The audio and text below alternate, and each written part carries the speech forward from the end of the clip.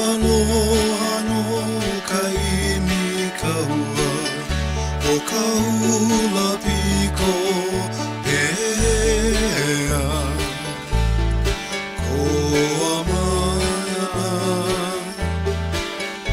ano hano ko inoa kako kalahui o Molokai luna. Aloha, I'm Jennifer Smith reporting on the Molokai Minute for the Molokai Dispatch. Aloha, this is Leo Zambuja reporting on the Molokai Minute for the Molokai Dispatch. For the past 20 years, the Molokai Dispatch has been reporting Molokai news, Molokai style, to the people on the Friendly Isle. A bright and sunny Monday turned to be one of the Molokai's darkest days in its history, when Molokai Ranch abruptly announced the shutdown of all major operations by April 5 and the layoff of over 120 employees. The shutdown will include the Molokai Lodge, the Kaupoa Beach Village, the Kaluakoi Golf Course, the Mauna Loa gas station, the Mauna Loa Triplex Theater, which is Molokai's only theater, cattle rearing, and the company's substantial maintenance operations. Mauna Loa Theater General Manager Lester Canini said, Molokai Ranch basically gave everyone the pink slip. Employees were walking out of the meeting in tears. Canini, who recently bought a home, now has to figure out how to pay his mortgage. Many ranch employees are in the same boat. Molokai Ranch CEO Peter Nicholas said in a written statement that the decision is purely a business one. Nicholas also blamed the opposition to the Lau Point development as the major culprit in the closing of the ranch's operation. Kahualaulani Mick, an outspoken advocate for preserving Lau Point, shared the following thoughts to the Molokai Planning Commission. My name is Kahualaulani Mick. Today I just wanted, with everything going on with the ranch shutdown, I just wanted to make some comments about that, just kind of get it out on the record.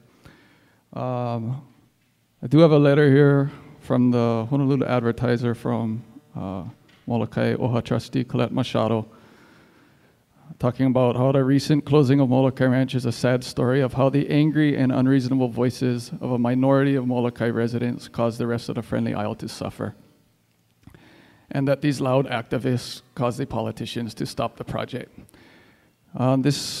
This kind of blame and thing that's going on is not helping the situation, I don't think. For instance, the ranch states in their press release that unacceptable delays caused by continued opposition to every aspect of the master plan means that we are unable to fund continued normal company operations. This is not true. The community did not object to every aspect of the plan. Rather, the community objected to the La'au development aspect of the plan. And indeed, we have been consistent from the start in saying that there are many good parts of the plan, which the community itself put a lot of work into creating, but that developing La'au is simply unacceptable.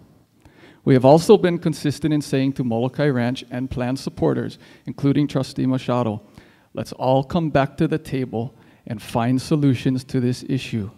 Let's find real alternatives to this development and other types of economic engines besides development, one that all or most of us can agree on. And let's find win-win solutions rather than the win-lose ones like La'au Point or this current crisis. Molokai Ranch, of course, says the shutdown is merely a business decision, one they were forced to make because of all the unacceptable delays. But I'd like to be clear that the delays were caused by Molokai Ranch's own decisions, in part by deciding to make this whole issue into an all or nothing, take it or leave it scenario, and in part by voluntarily withdrawing their shoddy EIS after massive community and LUC opposition to it. The ranch was also seriously delayed by two recent Supreme Court decisions, one that took away their permitted allocation of potable water, well 17, and the other that neutralized their preferred method of transporting it, the MIS. Yet despite all this, I don't hear blame being put on the Hawaii Supreme Court. It's all coming back to the Molokai community who spoke out against the project. But for me, as one of the people who've been working to help save La'au, I just want to state that the sentiment that I have observed in the activist community during the past few days is that we feel very deeply for the workers who have lost their jobs, and that we will support them in whatever ways we can, by helping to find new jobs, by helping create new jobs with new economic engines, or by helping to provide food during this challenging time. At the same time, however, we see this as a great opportunity to bring stewardship of this island back to the people of Molokai. We were already working on various potential solutions before this happened, from investors with more appropriate endeavors, to a proposed wind farm, to conservation buyers, to buying the entire ranch, to a combination of all of the above. And now we're pushing to bring those kinds of things to fruition. So just to sum up, it's been definitely a historic week, but now I think with your continued support, Molokai might truly be able to make history. Instead of foolishly pursuing so-called sustainable development, like always promoted as being, Molokai could become a model of sustainable agriculture.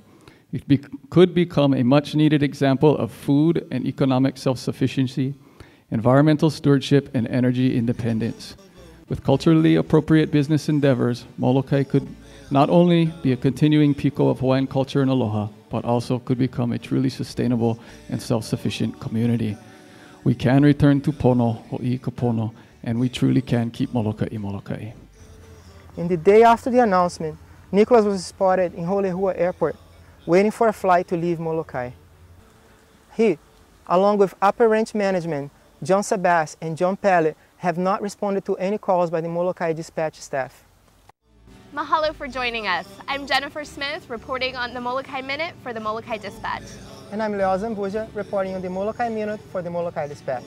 For more news on what's happening on Molokai, visit www.themolokaidispatch.com. Aloha. Aloha.